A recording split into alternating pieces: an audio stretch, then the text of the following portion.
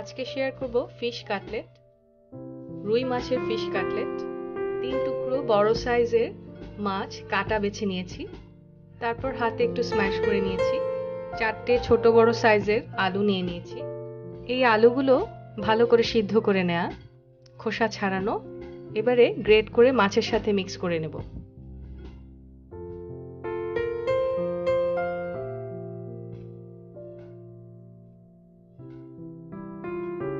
Greater দিয়ে আলুগুলো great করে নিচ্ছি।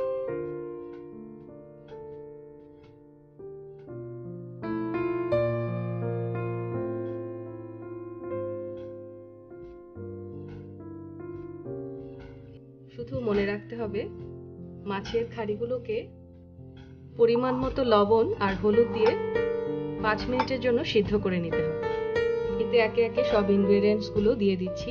প্রথমে দিচ্ছি কাঁচামরিচ কুচো, 2 টেবিল চামচের মতো ধনেপাতা, 1 টিস্পুন আদা গুঁড়ো, ginger powder, 1 teaspoon garlic powder, না থাকলে আদা রসুন পেস্টও দিতে পারেন, 1/2 টিস্পুন চিলি ফ্লেক্স, 1/2 টিস্পুন গরম মশলা, 1/2 টিস্পুন পাপরিকা, না থাকলে লাল মরিচ গুঁড়ো দেওয়া যেতে পারে, 1/2 টিস্পুন গোলমরিচ গুঁড়া, 1/2 টিস্পুন করে জিরা গুঁড়া আর ধনে গুঁড়া, 1 টিস্পুন কর্নফ্লাওয়ার, না থাকলে ময়দা ইউজ করা যাবে। ভালো করে মুছে নেব। 1 টিস্পুন লবণ, সল্ট দিয়ে ভালো করে মেখে নিব। যেহেতু আমি ফিশ কাটলেট অথবা কাবাবটি ফ্রোজেন করে খাবো, তাই এখানে পেঁয়াজ অল্প করে দিচ্ছি, 1 টেবিলস্পুন।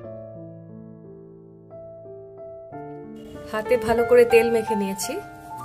এবারে আপনি আপনার পছন্দ মতো শেপ দিতে পারেন।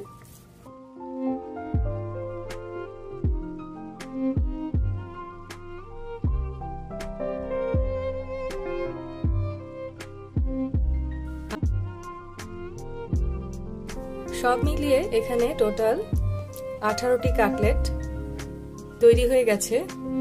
এবারে ময়দা, ডিম আর বিস্কিট ক্রাম্বস এর মধ্যে গড়িয়ে নেব। এর পরপরই ডিপ ফ্রিজারে রেখে ফ্রোজেন করে নেব 2-3 ঘন্টার জন্য। এখানে আমি 1 সপ্তাহের জন্য তৈরি করেছি। আপনারা চাইলে উপকরণগুলো দ্বিগুণ করে নিয়ে 2 সপ্তাহ অথবা 15 দিন রেখে খেতে পারবেন।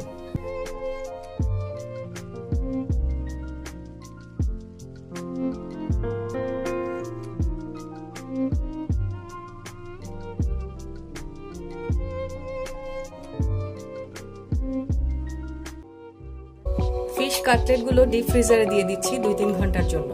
এবারে একটা জিপলক ব্যাগ নিয়ে নিয়েছি।